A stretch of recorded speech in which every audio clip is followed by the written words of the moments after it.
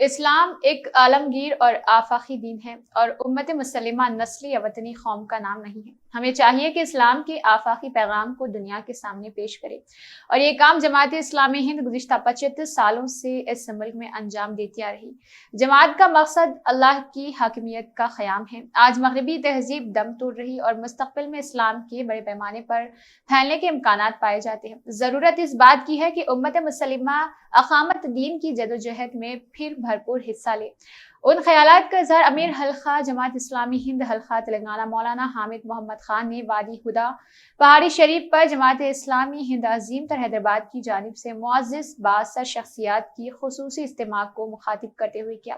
سلسلہ خطاب جاری رکھتے ہوئے امیر حلقہ مولانا حامد محمد خان نے کہا، جماعت اسلامی ہند کا قیام 16 اپریل 1948 کو عمل میں آیا اور آج یہ ملک کی ایک موقع جماعت ہے جس کا نصب العین اقامت دین ہے اور جس کا حقیقی محرک رضا الہی اور فلاح آخرت کا حصول ہے۔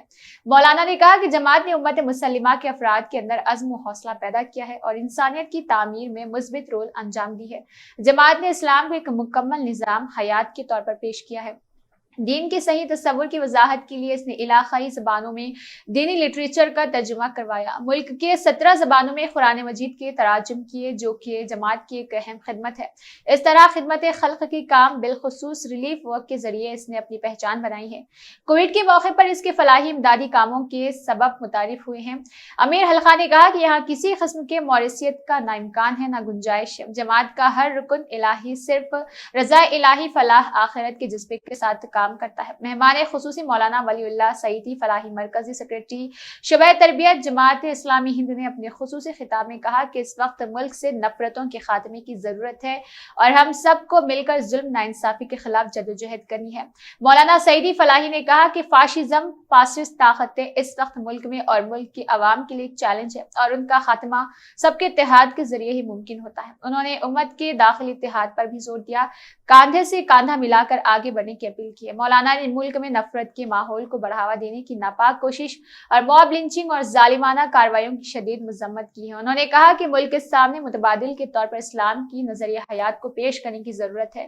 سابق IPS ریٹائر انور ہدا نے کہا کہ اللہ تعالیٰ نے ہمیں جو صلاحیتیں دی ہیں اس کے بارے میں سوال کیا جائے گا، لہٰذا ہم اپنی صلاحیت کو اس کی راہ کے لیے بھی صرف کریں۔ انہوں نے کہا کہ جماعت اسلامی ہند پر شعبہ حیات میں اپنا کردار ادا کر رہی ہے اور اس کے مختلف ادارہ جات کی سرگرمی سے وہ ذاتی طور پر واقف ہے اور ہر ممکنہ تعاون پیش کرتی ہے۔ معروف ماہر امراض اطفال ڈاکٹر GM عرفان نے جماعت کی طبی سرگرمی اور خدمات کا تفصیل سے ذکر کیا ہے۔ بالخصوص حیدرآباد میں مسلم دواخانوں کے ذریعے جماعت نے ناکارآمد اور نمایاں انجام دیے ہیں اور الخیر کلینکس کے ذریعے شہر کے مختلف مقامات پر صحت کے شعبے میں کام کیے ہیں۔ ساتھ ہی میڈیکیورز کو ان کی خدمات پر میڈلسٹ اور اہمیت پیش کی جاتی ہے۔ مولانا ڈاکٹر فہیم اختر ندوی اور پروفیسر مولانا آزاد یونیورسٹی نے کہا کہ 75 سال قبل جماعت کی شکل میں جو پودا لگایا گیا تھا آج اتنا درخت کی شکل اختیار کر چکا ہے۔ انہوں نے کہا ہے کہ نئی نسل کو بھی ان کاموں سے واقف ہونے کی سخت ضرورت ہے۔ انہوں نے قلم اور کتاب کے ذریعے انقلاب پیدا کرنے کی نوجوانوں سے خواہش کی ہے۔ جناب ضیاء الدین میر صدر کل ہند مجلس تعمیر ملت نے اس موقع پر خطاب کرتے ہوئے کہا کہ حالات سے کبھی مایوس نہ ہو بلکہ جہد مسلسل ساتھ آگے بڑھے۔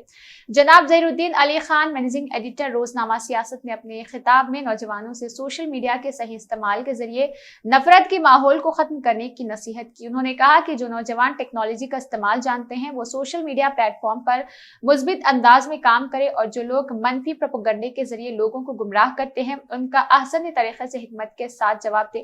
جناب محمد اظہر الدین سیکریٹری رابطہ عامہ حلقہ تلنگانہ نے کہا کہ ہم نئی ایجادات کے صرف استفادہ کنندگان بن کر نہ بیٹھے بلکہ اپنی اختراعی صلاحیتوں کے ذریعے قوم اور ملک کا نام روشن کریں۔ انہوں نے کہا کہ جماعت اسلامی ہند اپنے قیام کے روز اول سے ہی مختلف محاذوں پر نہ صرف کام کرتی ہے بلکہ اس نے اس کے اچھے اثرات بھی سماج پر مرتب کیے ہیں۔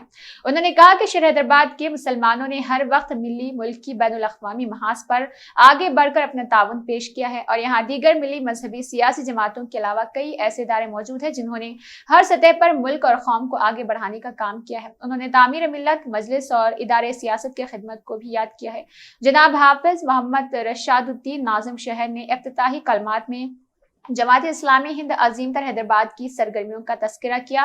उन्होंने अपने खिताब में कहा कि जमात इस्लामी हिंद चाहती है कि मिल्लत इस्लामिया हिंद में ये शऊर बेदार करे, दावत दीन का फरीजा होता है। उन्होंने उम्मत में कुरान फहमी की रिवायात को दोबारा जिंदा करने और कुरान और सुन्नत की बुनियाद पर उम्मत को मुत्तहिद होने की दावत दी है। प्रोग्राम में शहर हैदराबाद के मुख्तलिफ मकामात से तशरीफ लाए बासर मुअज़्ज़िज़ मर्द खवातीन नौजवान की कसी तादाद ने शिरकत की थी। सेक्रेटरी हल्का जनाब एमएन बेग ज़ाहिद, जनाब अब्दुल बासित, प्रोफेसर अब्दुल मजीद अनवर, मोहतरमा आसिया तस्नीम, रियासती नाज़िमा शबा खवातीन जनाब मोहम्मद अब्दुल हफीज, सदर हल्का SIO तेलंगाना, उमराए मुकामी और दीगर जिम्मेदारान जमात इस्लामी हिंद शहर हैदराबाद इस मौके पर मौजूद रहे। जनाब कारी मोहम्मद फरजान अहमद की तिलावत तर्जुमानी इस प्रोग्राम का आगाज हुआ। हाफिज मोहम्मद मुबीनुद्दीन ने तराना पेश किया है। सिटी सेक्रेटरी जनाब मिर्जा आजम अली बेग ने प्रोग्राम की निजामत की है। जनाब सैयद मोहम्मद अब्दुल खादर नासिर ने कलमात पेश किए हैं।